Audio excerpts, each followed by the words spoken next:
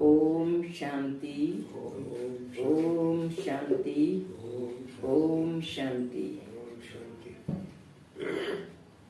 आज बाबा के 24/4/73 के महावाक्य और मुरली की हेडिंग है अलौकिक जन्म पत्री।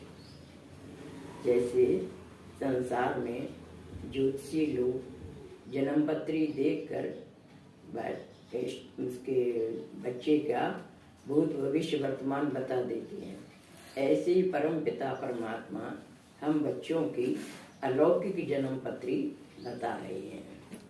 ज्ञान के सागर, सर्व महान श्रेष्ठ मत के दाता, कर्मों की रेखाओं के ज्ञाता, सर्व आत्माओं के पिता शिव बोले। क्या कहा? इस समय सभी मास्टर सर्वशक्तिमान स्वरूप में स्थित हो क्या? यानी सबके अंदर सर्व शक्तियां हैं क्या? एक सेकंड में अपने इस संपूर्ण स्टेज पर स्थित हो सकते हो क्या? इस रूहानी ड्रिल के अभ्यासी बने हो क्या? एक सेकंड में जिस स्थिति में अपने को स्थित करना चाहो उसमें स्थित कर सकते हो क्या? जितना समय और जिस समय चाहे तभी स्थित हो जाओ, इसके अभ्यासी हो क्या? कि अभी तक भी प्रकृति द्वारा बनी हुई परिस्थितियां अवस्था को अपनी तरफ कुछ न कुछ आकर्षित कर लेती हैं। यानी बाबा का कहना है कि जैसा चाहें वैसा अपने आप को स्थित कर सकते हैं। अभी अभी कहें निराकारी अवस्था में बैठ जाओ या आकारी अवस्था में बैठ जाओ, बैठ सकते हैं, अपने आप को वैसा बना सकते हैं, या अभी भी परिस्थितियां आपको प्रभावित कर देती हैं। सभी से ज्यादा अपनी देह के हिसाब किताब रहे हुए कर्म भोग के रूप में आने वाली परिस्थितियां अपनी तरफ आकर्षित करती हैं क्या? यह भी आकर्षण समाप्त हो जाए, इसको कहा जाता है संपूर्ण नष्टो मोहा। यानी हमारे शरीर का भी हिसाब किताब, सब हिसाब किताब करने के बाद ही आत्मा अपनी कर्मातीत स्टेज या नष्टो मोहा स्टेज को प्राप्त करती है। तो बाबा यही कह रहे हैं कि सब परिस्थितियां, आने वाली परिस्थितियों का हिसाब किताब या देह का हिसाब किताब या कर्म भोग के रूप में आने वाली बातें ये आकर्षित करती हैं क्या? यह भी आकर्षण समाप्त हो जाए, इसको कहा जाता है संपूर्ण नष्टो मोहा।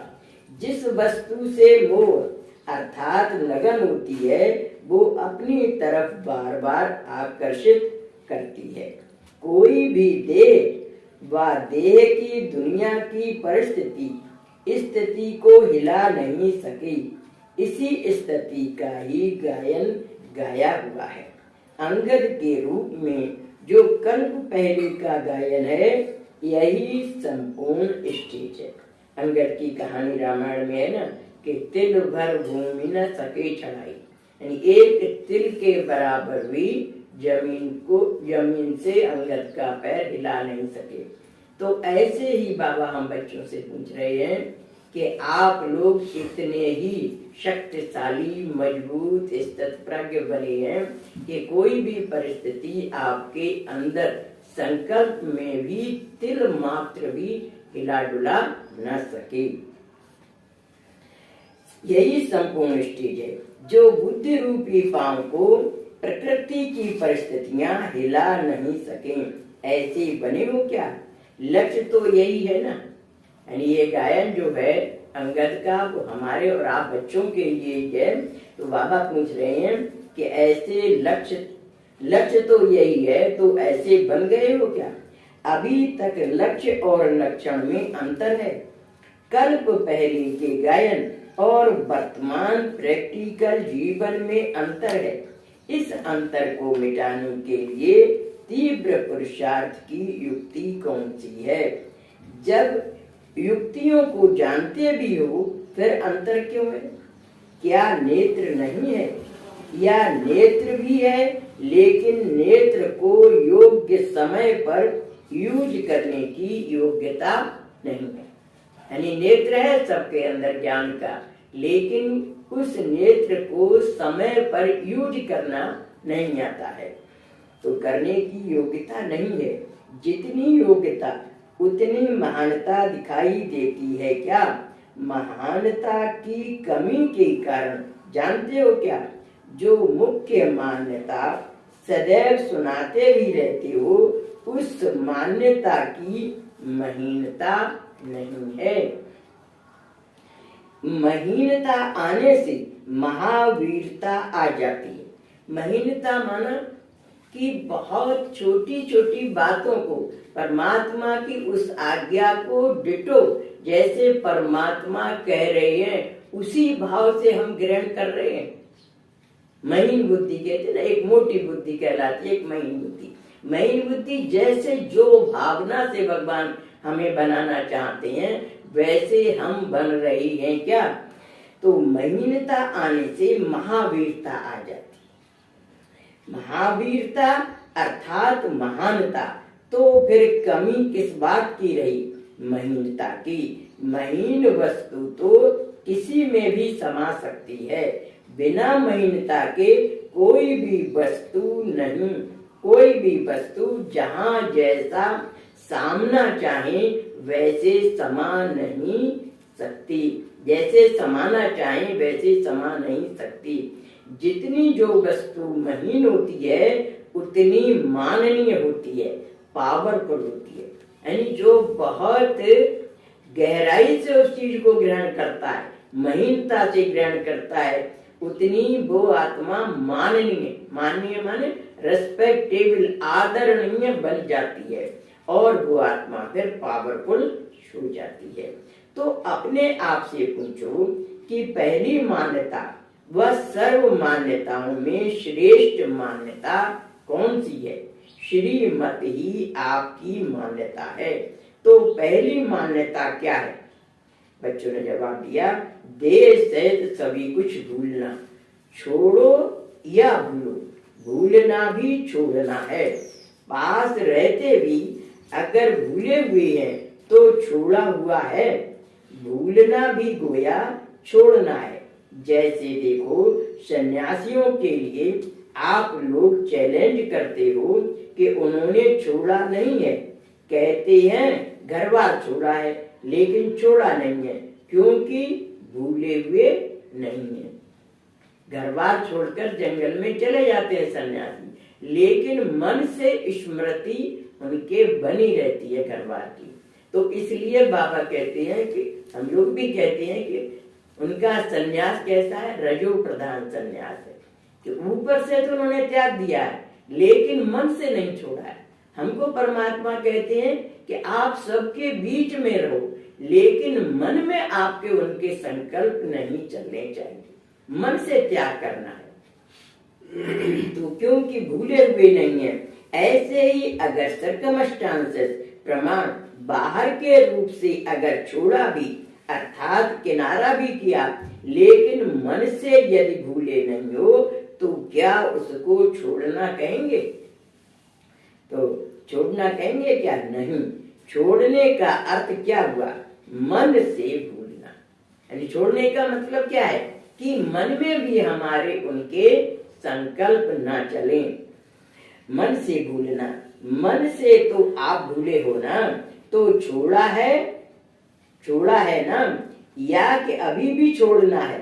अगर अभी तक भी कहेंगे कि छोड़ना है तो फिर बहुत समय से छोड़ने वालों की लिस्ट से निकल अभी से छोड़ने वालों की लिस्ट में आ जाएंगे।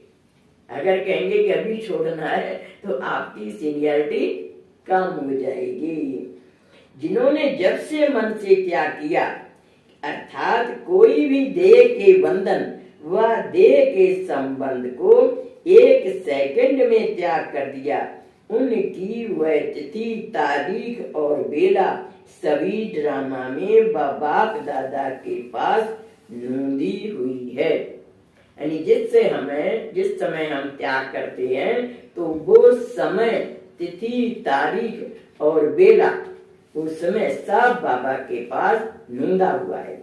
जैसे आजकल ज्योतिष विद्या को जानने वाले जन्म की तिथि और बेला के प्रमाण अपनी यथायोग्य नॉलेज के आधार से भविष्य जन्म पत्री बनाते हैं। मैंने पहले बताया ना कि आज के ज्योतिषी क्या है, जन्म पत्री देख करके किस तारीख को पैदा हुआ, किस तिथि थी और कैसा समय था, उसके अनुसार उसका भविष्य बता देते हैं। तो ऐसे ही परमात्मा के पास भी हम सब बच्चों का रिकॉर्ड है और परमात्मा उसके अनुसार हमारे भविष्य को जानते हैं। उन्हों का भी आधार तिथि और बेला पर होता है। वैसे यहाँ भी मर्जीवा जन्म की तिथि, बेला और स्थिति है। वे लोग परिस्थिति को देखते हैं, किस परिस्थिति में पैदा हुआ, यहाँ उस बेला के समय स्थिति को देखा जाता है। यानी उस समय उसकी स्थिति कैसी थी विद्यार्थी की, तो उस समय की स्थिति को देखा जाता है। जन्मते ही किस स्थिति में रहे उसी आधार पर यहाँ भी हरेक के भविष्य प्रारब्ध का आधार है। तो आप लोग भी इन तीनों बातों की, तिथि, बेला और स्थिति को जानते हुए अपने संगम युग के प्रारब्ध व संगम युग की भविष्य स्थिति और भविष्य जन्म की प्रारब्ध अपने आप भी जान सकते हो। तो बाबा आज कह रहे हैं कि जिस स्थिति, बेला और समय को याद रखेंगे तो आप भी अपना समय भाग्य जान सकते हैं कि हम भविष्य में जाकर क्या बनने वाले हैं। अपने प्रारब्ध अपने आप भी जान सकते हो। एक एक बात की प्राप्ति प्रैक्टिकल जीवन के साथ संबंधित है। यह है ही अपने तकदीर को जानने का नेत्र। यानी बाबा ने कहा कि आपको अपनी तकदीर को जानने का नेत्र सबको मिला हुआ है, लेकिन हम उस नेत्र का कितना यूटिलाइजेशन करते हैं, कितना उसका अपने भविष्य के बारे में जान सकते हैं। इससे आप हरेक अपनी फाइनल स्टेज के नंबर को जान सकते हो। जैसे ज्योतिषी हस्तों की लकीरों द्वारा किसी की भी जन्म पत्री को जान सकते हैं, वैसे आप लोग मास्टर त्रिकालदर्शी, त्रिनेत्री व ज्ञान स्वरूप अर्थात मास्टर नॉलेजफुल होने के नाते अपने मर्जीवा जीवन की प्रैक्टिकल कर्म रेखाओं से, संकल्पों की सूक्ष्म लकीरों से अगर संकल्प को चित्र में लाएंगे तो किस रूप में दिखाएंगे। अपने संकल्पों की लकीरों के आधार पर व कर्मों की रेखाओं के आधार पर अपनी जन्म पत्री को जान सकते हो। यानी बाबा हम बच्चों को बता रहे हैं कि आप भी अपने संकल्पों के लकीरों के आधार पर व कर्मों की रेखाओं के आधार पर अपनी जन्म पत्री को जान सकते हो कि संकल्प रूपी लकीरें सीधी अर्थात स्पष्ट हैं, कर्म की रेखाएं श्रेष्ठ अर्थात स्पष्ट हैं। एक तो यह चेक करो कि बहुत काल से स्थिति में व संपर्क में श्रीमत के प्रमाण बिताया है क्या, साइन ऑफ इंट्रोगेशन है। क्या हमने बहुत समय स्थिति में और संपर्क में परमात्मा की आज्ञा के अनुसार बिताया है? यह है काल अर्थात समय को देखना। समय अर्थात बेला का प्रभाव भी जन्म पत्री पर बहुत होता है। तो यहाँ भी समय अर्थात बहुत समय के हिसाब से संबंध रखता है। यानी हमने कैसी स्थिति, उस स्थिति में कितना समय बिताया है, उसके अनुसार हमारा मेजरमेंट होता है। अभी बाबा एग्जाम्पल देकर बता रहे हैं कि हिसाब बहुत समय का मतलब ये नहीं है कि स्थूल तारीखों व वर्षों के हिसाब से नहीं, लेकिन जब से जन्म लिया है तब से बहुत समय की लगन हो। सभी सब्जेक्ट्स में यथार्थ रूप से कहाँ तक बहुत समय से रहते आए हैं, इसका हिसाब जमा होगा। मानो, अब बाबा एक उदाहरण दे रहे हैं, मानो कोई को 35 वर्ष हुए, लेकिन अपने पुरुषार्थ की सफलता में बहुत समय नहीं बिताया है, तो उनकी गिनती बहुत समय में नहीं आएगी। अगर कोई 35 वर्ष के बदले 15 वर्ष से आ रही है, लेकिन 15 वर्ष में बहुत समय पुरुषार्थ की सफलता में रहा है, तो उनकी गिनती जास्ती में आएगी। यानी वो 35 वर्ष वाले से 15 वर्ष वाला ज्यादा समय माना जाएगा, क्योंकि उसने उसमें समय में सफलता ज्यादा प्राप्त की। भले वो 35 साल से ज्ञान में चल रहा है, लेकिन उसका परफॉर्मेंस या उसको सफलता उतनी नहीं मिली, तो इसलिए उसको कम समय माना जाएगा। और बाद वाले ने 15 वर्ष में ज्यादा मेहनत करके अच्छी सफलता प्राप्त की है, तो उसका ज्यादा समय माना जाएगा 35 वर्ष वाले की तुलना में। बहुत समय सफलता के आधार पर गिना जाता है, तो बेला का आधार भी हुआ ना। बहुत समय से के लगन में मगन रहने वाले को प्रारब्ध भी बहुत समय तक प्राप्त होती है। अल्पकाल की सफलता वालों को अल्पकाल अर्थात 21 जन्म में थोड़े जन्म की ही प्रारब्ध होती है, बाकी साधारण प्रारब्ध। इसलिए ज्योतिषी लोग भी बेला को महत्व देते हैं।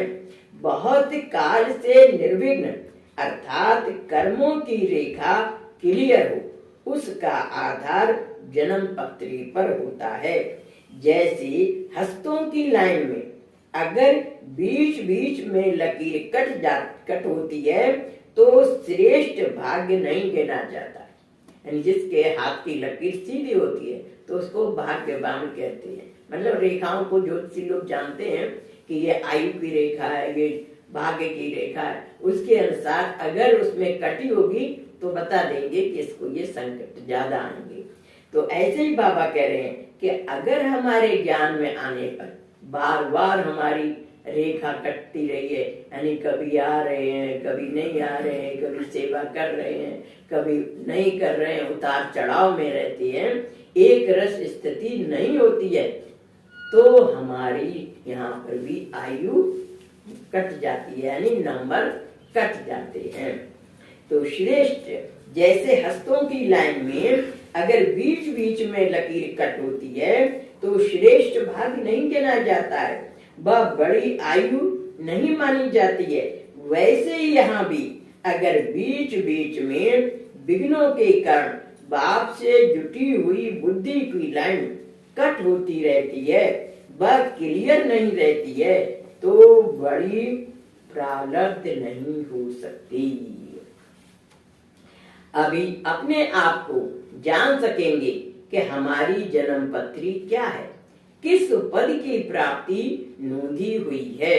जन्म पत्री में दशाएं भी देखती है। जैसे बृहस्पति की दशा रहती है, क्या बहुत समय बृहस्पति की दशा रहती है, या बार बार दशा बदलती रहती है, कभी बृहस्पति की कभी राहु की। अगर बार बार बदलती है अर्थात निर्विघ्न नहीं है, तो प्रारब्ध भी बहुत समय के लिए निर्विघ्न राज्य में नहीं पा सकते। यानी फल भी वहां पर निर्विघ्न राज्य कौन सा है, में ज्यादा समय पद नहीं पा सकते। तो यह दशाएं चेक करो कि शुरू से लेकर अभी तक कौन सी दशा रही है। जन्म पत्री में राशि देखते हैं, यहाँ कौन सी राशि है, यहाँ 3 राशि है। एक है महारथी की राशि, दूसरी है घोड़े सवार की, और तीसरी है प्यादे। प्यादे माना जो पैदल चलते हैं उनकी। तो इन तीनों में से अपनी राशि को भी देखो कि शुरू से अर्थात जन्म से ही पुरुषार्थ की राशि महारथी की रही या घुड़सवार की या प्यादे की रही है। इस राशि के हिसाब से भी जन्म पत्रिका मालूम पड़ जाता है। मास्टर त्रिकालदर्शी का ज्ञान स्वरूप बन अपनी जन्म पत्री स्वयं ही चेक करो। बाबा समझा रहे हैं कि मास्टर त्रिकालदर्शी भूत भविष्य वर्तमान तीनों कालों का देखने वाला परमात्मा ने हमको बना दिया। तो ज्ञान स्वरूप बन अपनी जन्म पत्री स्वयं ही चेक करो और अपने भविष्य को देखो। राशि को व दशा को व लकीरों को बदल भी सकते हैं। परखने के बाद, चेक करने के बाद फिर चेंज करने का साधन अपनाना। स्थूल नॉलेज में भी कई साधन बताते हैं। यहाँ तो साधन को जानते हो ना, तो साधनों द्वारा संपूर्ण सिद्धि को प्राप्त करो। समझा? यानी स्थूल में भी जो ज्योतिषी लोग होते हैं ना, वो भी क्या बताते हैं, जैसे किसी की दशा राहु की है, शनि की दशा है, तो बताएंगे शनि देव को जल चढ़ाओ, पूजा करो या दान पुण्य करो तो आपकी दशा जल्दी टल जाएगी। तो ऐसे ही परमात्मा ने हम बच्चों को भी ये बताया है कि जितना आप इस ज्ञान में आकर के तन मन धन से निस्वार्थ भावना से निमित्त भाव से सेवा करेंगे तो आप भी दशा को बदल सकते हैं। तो साधनों द्वारा संपूर्ण सिद्धि को प्राप्त करो। समझा? ऐसे ज्ञान स्वरूप बुद्धि द्वारा सिद्धि को प्राप्त करने वाली संपूर्णता को अपने जीवन से प्रत्यक्ष दिखलाने वाली सदा अपनी स्वस्थिति से परिस्थिति को पार करने वाली महावीरों को बाप दादा का याद प्यार और नमस्ते। अच्छा, ओम शांति। ऐसा श्रेष्ठ बनाने वाले बाप दादा को हम रूहानी बच्चों का याद प्यार और नमस्ते नमस्ते नमस्ते। हम सब रहें हंसते और बन जाए फरिश्ते। अब आज की मुरली की विशेष बातें बाबा ने जो बताई हैं वो है, कोई भी देह की वह देह की दुनिया की परिस्थिति स्थिति को हिला न सके।